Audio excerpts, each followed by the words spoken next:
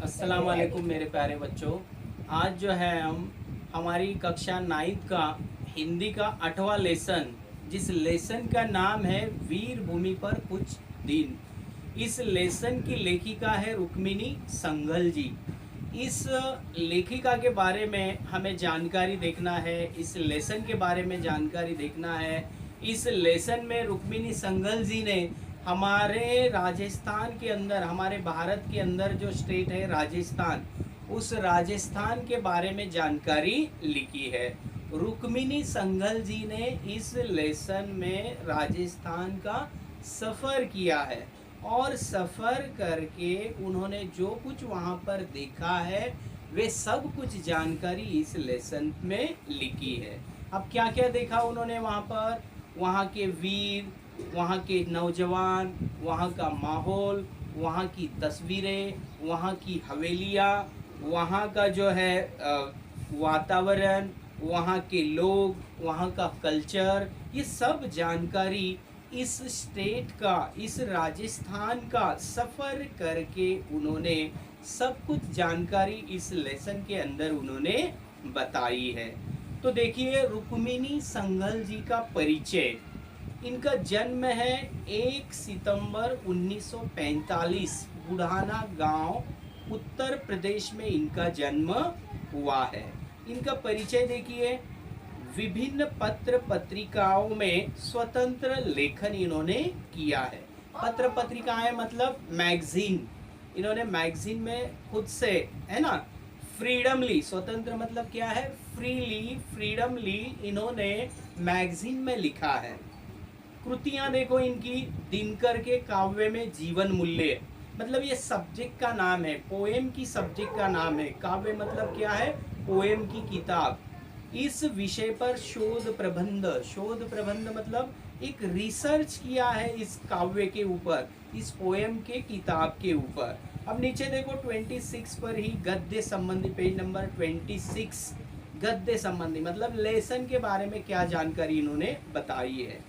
यात्रा वर्णन पॉइंट है, देखो इसमें अपने द्वारा किए गए किसी पर्यटक की अपनी अनुभूतियों, प्रकृति, कला का पर्यवेक्षण, स्थान की विशेषताओं आदि का लगावपूर्ण वर्णन किया जाता है। जैसे मैंने अभी अभी आपको बताया कि एक यात्रा वर्णन है, एक पर्यटन के बारे में जानकारी लिखी है, इसका अनुभव, अनुभूतियों मतलब एक्सपीरियंस, वहाँ की कलाएं, वहाँ का पर्यवेक्षण, स्थान, विशेषताओं आदि का उन्होंने यहाँ पर वर्णन किया है, मतलब जानकारी लिखी है।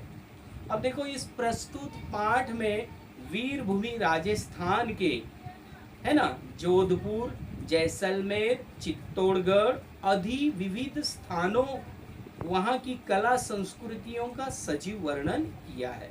मतलब राजस्थान के अंदर के जो प्लेस है, जोधपुर, जैसलमेर, चित्तौड़गढ़, इन स्थानों का इन्होंने जो है एक सजीव वर्णन किया है, मतलब ताज़ा वर्णन, जिंदा वर्णन, वहाँ की यादों को यहाँ पर उन्होंने लिखा है। तो इस प्रकार से जो है इस लेसन का इंट्रोडक्शन है। हम जो है अब प्रत्यक्ष लेसन पढ़कर ही जानकारी देखेंगे। गाड़ी अपनी गति से बढ़ रही थी। भटिंडा, हनुमानगढ़, लालगढ़ और बीकानेर होते हुए नागौर पहुंची। यहाँ से मेड़ता पहुँचे तो लगा फिर से पंजाब के आसपास आ गए हैं, क्योंकि कुछ खेत, हरियाली और पशुधन भी दृष्टिगोचर होने लगे थे। दृष्टिगोचर मतलब सामने से दिखाई दे रहे थे। सायंकाल होते होते अपना गंतव्य स्टेशन जोधपुर आ गया। गंतव्य मतलब जहां हमें जाना था वो स्टेशन, वो स्थान, वो स्पॉट आ गया। आज का हमारा पड़ाव जोधपुर था, क्योंकि यों भी सायंकाल हो चुका था।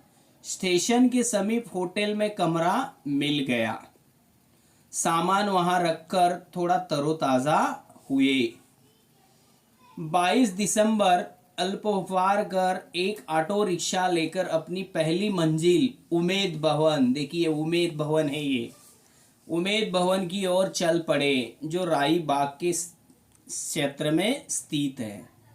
उमेद भवन विश्व का विशालतम भवन महाराजा उमेद सिंह द्वारा निर्मित होने से उमेद भवन कहलाता है। छितर झील के पास होने से इसे छितर भवन भी कहते हैं। इसके निर्माण में 20 वर्ष का समय लगा। ये अपनी भव्य एवं उत्कृष्ट सज्जा से सज्जित है। इसमें ऐश्वर्य विलास और आमोद प्रमोद के सभी साधन उपलब्ध है। देखो, महल के प्रवेश द्वार पर नियुक्त द्वारपाल ने बताया कि महल के 343 कमरों को होटल के रूप में परावर्तित कर दिया गया है। एक भाग में शाही परिवार रहता है। देखो, इस महल के एक भाग में शाही परिवार रहता है। होटल में प्रवेश और वहां बैठकर चाय या कॉफी का एक कप एक व्यक्ति पर्यटक के लिए कम से कम 1000 रुपया खर्च, और कोई आश्चर्य वाली बात नहीं।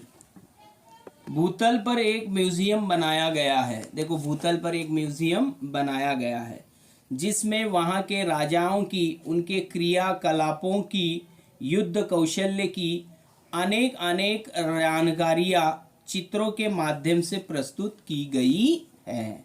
भवन का मॉडल भी प्रदर्शित किया गया है।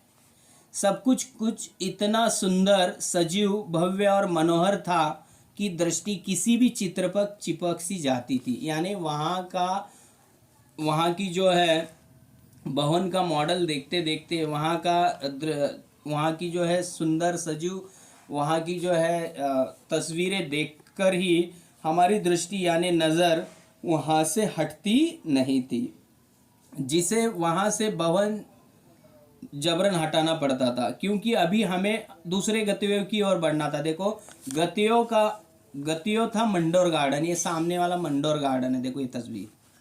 ये उद्यान मारवाड़ की पुरानी राजधानी मांडव्यपुर के समीप जोधपुर के नरेशों द्वारा बनाया गया था। मांडव्यपुर का अपभ्रंश रूप मंडोर है। यहाँ बनाया गया भगवान कृष्ण का मंदिर कला की उत्कृष्टता का प्रमाण है। चट्टानों को काट काट कर निर्मित सीढ़ीनुमा उद्यान दर्शनीय है। रानी उद्यान के आगे 3 तलाव वाली एक इमारत इसकी प्रहरी जान पड़ती है। मार्ग के दोनों ओर जलाशय बने हैं। उद्यान में प्रवेश करते ही वहाँ के लोकगीत गायक अपने अपने वाद्यों पर किसी न किसी हिंदी या राजस्थानी गीत की धुन छेड़कर पर्यटकों को प्रसन्न कर उसे कुछ दक्षिणा की आकांक्षा करते जान पड़ते हैं। दक्षिणा मतलब तोहफा है ना, खैरात भी जिसे हम कहते हैं, नजराना भी जिसे हम कहते हैं।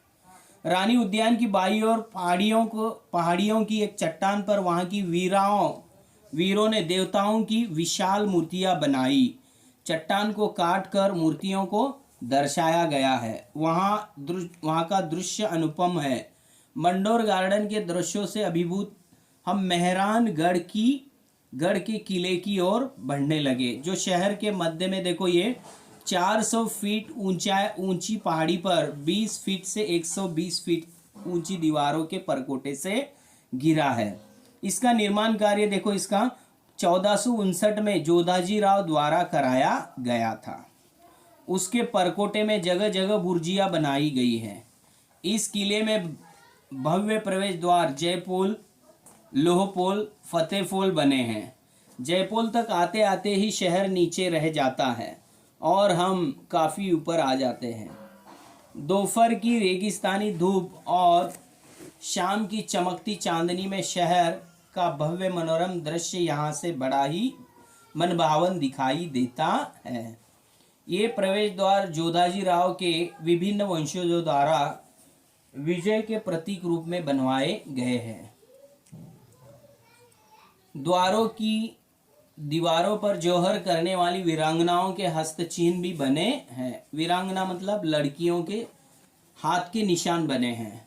दुर्ग के अंदर कई भव्य और विशाल भवन है। देखो ये दुर्ग के अंदर का, जिसे मोती महल, फूल महल, शीश महल, दौलत खाना, फतेह महल और रानी सागर आदि, कहीं बैठक खाना, कहीं दीवाने खास, दीवाने आम, तो कहीं कला की प्रदर्शनी हेतु पेंटिंग्स एवं दरिया भी प्रदर्शित की गई है। इसके बाद हम दूसरी पहाड़ी पर स्थित जसवंत थंडा नाम से विख्यात स्मारक देखने चल पड़े। प्रवेश द्वार के एक और महादेव का मंदिर है, तो दूसरी ओर देव सरोवर। यहाँ अनेक पक्षी भांति भांति की चिड़िया चहचहाकर अपनी प्रसन्नता की सकारात्मक ऊर्जा को प्रदान कर रही थी। यह स्मारक 1903 में महाराजा जसवंत सिंह की स्मृति में बनाया गया। स्मृति मतलब यादें। जोधपुर के इन सभी स्थलों की चित्रकला, स्थापत्य कला एवं मूर्ति कला को देखकर भारतीय कलाकारों का सम्मान तथा उन्हें नमन करने का मन करता है। अब सूर्य भी अपनी किरणों को समेट अस्ताचलगामी हो गया था। अस्ताचलगामी मतलब सूरज जो है गुरूब रहा था। फलत हमें भी अपने विश्राम स्थल की ओर बढ़ना था, है ना। देखो अपने विश्राम गृह की ओर बढ़ना था, मतलब हमें जो है अपने विश्राम आराम करने की जगह बढ़ना था। देखो ये विश्राम गृह है ना, आराम करने वाले जगह। जोधपुर से जैसलमेर रात्रि की गाड़ी थी। जोधपुर से जैसलमेर रात्रि की गाड़ी थी। देखो जैसलमेर जाने के लिए रात्रि की गाड़ी थी। जोधपुर जैसलमेर एक्सप्रेस से तत्काल का आरक्षण कराया और हम चल पड़े। अगली प्रातः हम जैसलमेर स्टेशन पर उतरे। समय व्यर्थ न गवाते हुए हम शीघ्र मतलब जल्द ही होटल की वैन में बैठ गए और थोड़ी ही देर में होटल के स्वागत कक्ष में आसीन थे। आसीन मतलब आराम। एक कक्ष में हमारा सामान पहुंचाकर दिन भर का कार्यक्रम होटल के मालिक ने ऐसे निर्धारित कर दिया जैसे किसी पूर्व परिचित अतिथि का। थोड़ी ही देर बाद ही नगर भ्रमण की व्यवस्था हो गई। पहले यहाँ का सबसे बड़ा आश्चर्य देखने पटवा की हवेलियाँ देखने के लिए हम चले गए। 18वीं सदी में शहर के प्रसिद्ध व्यापारी सेठ पटवा ने अपने 5 पुत्रों के लिए इन हवेलियों का निर्माण किया था। एक के निर्माण में 12 वर्ष का समय लगा। शहर के मध्य में खड़ी ये 5 हवेलियां कलात्मक वास्तुशिल्प का अद्भुत नमूना है। इनकी छतें बहुत ही खूबसूरत पत्थरों के खंभों पर खड़ी है। हवेलियों में पत्थर से बनी जालियों का काम, कई पारदर्शक झरोखे, सोने की कलम की गई चित्रकारी, सीपी और कांच का कार्य पर्यटकों को आश्चर्यचकित कर देता है। धन्य है वे शिल्पकार जिनके हाथ और मस्तिष्क ने ये करिश्मा किया है। मस्तिष्क मतलब दिमाग। मस्तिष्क मतलब क्या है? दिमाग। देखो आज ही सम का कार्यक्रम भी था। सम एक ग्राम है, ग्राम मतलब गांव का नाम, जो होटल से 11-12 किलोमीटर दूर रेत की चादर पर बसा है। इस सम ग्राम से 1.5-2 किलोमीटर पहले ही जीप ने हमें उतार दिया, जहां कई सारे रेगिस्तानी जहाज ऊंट अपनी सवारियों की प्रतीक्षा कर रहे थे। हम भी एक जहाज में से सवार हो गए। डर भी लग रहा था, प्रसन्नता भी हो रही थी, उत्सुकता भी। हमारी मंजिल थी सूर्यास्त केंद्र बिंदु। ऊंट की सवारी का ये पहला अनुभव था। ऊंटों की कतारें, सभी पर नर नारी और बाल वृद्ध सवार थे। शायद सभी हृदय गति वैसे ही धड़क रही थी जैसी हमारी। फिर भी रोमांचकारी और मनोरंजक। ऊंट अपनी सवारियों को गंतव्य तक पहुंचाकर वापस आ रहे थे। वहाँ यहाँ रेत के मखमली गद्दे जिन पर आपके पग 5-7 अंगुल नीचे धंसते जाते हैं। पंक्तिबद्ध ऊंटों की कतारें, उन पर रंग बिरंगी पोशाकों में आसीन पर्यटक शायद अपने गिरने के भय से खोए दम बैठे थे। देखते ही देखते हम सब अपनी गतियों पर पहुंच गए। क्या अद्भुत था, क्या अद्भुत दृश्य था। बच्चों के खिलौने, दूरबीन, चिप्स, कुरकुरे, खाकड़ा, चाट, पकोड़े जैसे अनेक वस्तुएं लिए विक्रेता चलती फिरती दुकानों की तरह घूम रहे थे। कुछ राजस्थानी कन्याएं और स्त्रियां लोकगीत सुनाकर पर्यटकों को प्रसन्न करने में निमग्न थी। निमग्न मतलब मग्न, बिजी। अनेक पर्यटक अपने कैमरे के बटन ऑन कर अस्ताचलगामी भास्कर को कैमरे में बंद करने के लिए सन्नबद्ध थे। देखते ही देखते चमकता सूर्य ताम्रवर्णी होकर जल्दी जल्दी क्षितिज में लय होता जा रहा था। साथ ही पर्यटकों के कैमरे में कैद भी। कुल मिलाकर वह जान सैलाब किसी महाकुंभ की याद ताज़ा कर रहा था। अब सब गाड़ियों की ओर चल पड़े जो लगभग आधे फरलांग पहले खड़ी थी। उस मार्ग में चलते हुए उस मखमली फोम के गद्दों की अनुभूति हो रही थी। जीप पर सवार हुए और आ गए जहां सांस्कृतिक कार्यक्रम तथा रात्रि भोज का प्रबंध था। देखो रात में जो है खाने का प्रबंध भी था। मध्य में अग्नि प्रज्वलित की गई थी। 3 और दर्शकों के बैठने की व्यवस्था थी। तो एक और प्रस्तुति देने वाली कलाकारों का मंच बनाया गया था। उसमें राजस्थान के जाने माने कलाकारों ने वहाँ की लोक संस्कृति को नृत्य, नाटिका और गायन के माध्यम से जो प्रस्तुति दी वह अद्भुत थी। देश विदेश में प्रस्तुति देने वालों का यह संगम दर्शकों को भाव विभोर किए था। रात्रि भोज की तैयारी संपन्न हो चुकी थी। भोजन में राजस्थानी व्यंजनों का वैविध्य था। वैविध्य मतलब अलग अलग खाना। देखो ये थाली में दिख रहा है अलग अलग खाना खाने का। सेल्फ सर्विस, जैसा रुचे जितना रुचे लीजिए खाइए, यानी जितना लगता है उतना खाना है, जैसे लगता है वैसे खाना है। आनंद उठाइए की तर्ज पर सब भोजन कर रहे थे, है ना। अब देखो पेज नंबर 29। इन सब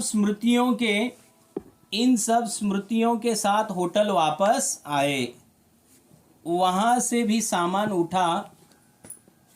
पूंछ स्टेशन वही रात्रि यात्रा और पहुंच गए जोधपुर।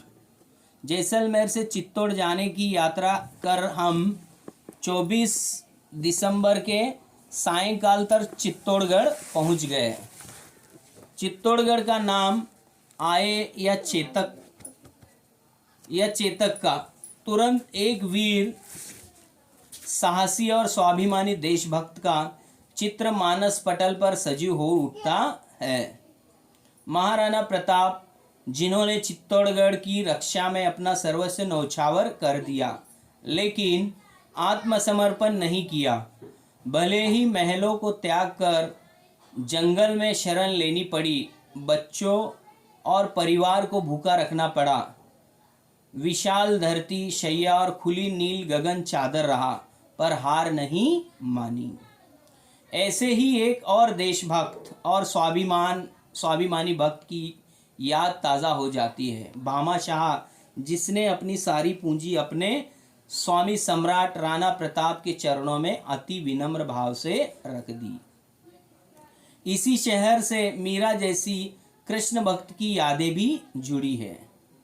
ये छोटा सा शहर है, लेकिन इसके कण कण में वीरता, त्याग और भक्तिभाव भरा दिखता है। यहाँ के बाशिंदों की सहजता, सरलता और भाईचारा देखकर सहज ही यहाँ के महापुरुषों के गुणों की अभिव्यक्ति हो जाती है, जो इन्हें विरासत में मिले प्रतीत होते हैं। दर्शनीय स्थलों में एक विशाल दुर्ग है, जिसके विषय में कहा जाता है कि गढ़ों में गढ़ चित्तौड़गढ़, बाकी सब गढ़ैया, है ना। गढ़ैया मतलब सब छोटे हैं। इस गढ़ के अंदर मीरा मंदिर, विजय स्तंभ, गौमुखी कुंड, कालिका मंदिर, पद्मिनी महल, जौहर कुंड, कुंभा महल, जैन मंदिर और महाराणा म्यूजियम जैसे अनेक दर्शनीय स्थल है। जैन मंदिर में सभी 24 तीर्थकारों की प्रतिमाएं स्थापित है। देखो ये जैन मंदिर है। सभी प्रतिमाएं श्वेत संगमरवर के आकर्षक पत्थर से निर्मित है। पश्चिम की ओर बना राम गोपाल ही किले का मुख्य प्रवेश द्वार है। जैन मंदिर के सामने ही बड़े से गेट में विजय स्तंभ है, जो महाराणा कुंभ द्वारा मालवा के रूप में बनाया। मालवा के सुल्तान और गुजरात के सुल्तान के संयुक्त आक्रमण साहसिक विजय के रूप में बनाया गया। यहाँ जौहर कुंड में रानी पद्मिनी जैसी वीरांगनाओं के जौहर की कहानी का प्रतिबिंबित है। यहाँ के पार्क में भी देखो महाराणा प्रताप की ये तस्वीर है। महाराणा प्रताप की एक आकर्षक प्रतिमा चेतक पर स्थापित है। चेतक मतलब घोड़ा। राजस्थान के इन 3 शहरों की यात्रा ने एक गीत की कुछ पंक्तियां याद दिला दी। ये देश है वीर जवानों का, है ना, ये देश है वीर जवानों का, अलबेलों का, मस्तानों का, इस देश में यारो क्या कहना, ये देश है धरती का गहना, है ना। संक्षिप्त में यदि मैं कहूँ, ये वीर भूमि है जहाँ त्याग भी है, बलिदान भी है, शत्रु को परास्त करने का जज्बा भी है, तो कला की परख भी है, देश भक्ति भी है, ईश भक्ति भी। यहाँ जौहर है तो अपने स्वत का सतीत्व की रक्षा का आदर्श भी। तो रंच मात्र में अतियुक्ति न होती। अतियुक्ति मतलब बढ़ चढ़कर। भारतीय संस्कृति की धनी इस भूमि को हमारा शत शत नमन, है ना। तो इस प्रकार से हमारे भारत में ये राजस्थान जो है, इस राजस्थान की कलाकृतियों का, यहाँ के राजाओं का, यहाँ की मूर्तियों का वर्णन इस लेसन में लेखिका सिंघल जी ने किया है। तो यहाँ पर हमारा लेसन खत्म।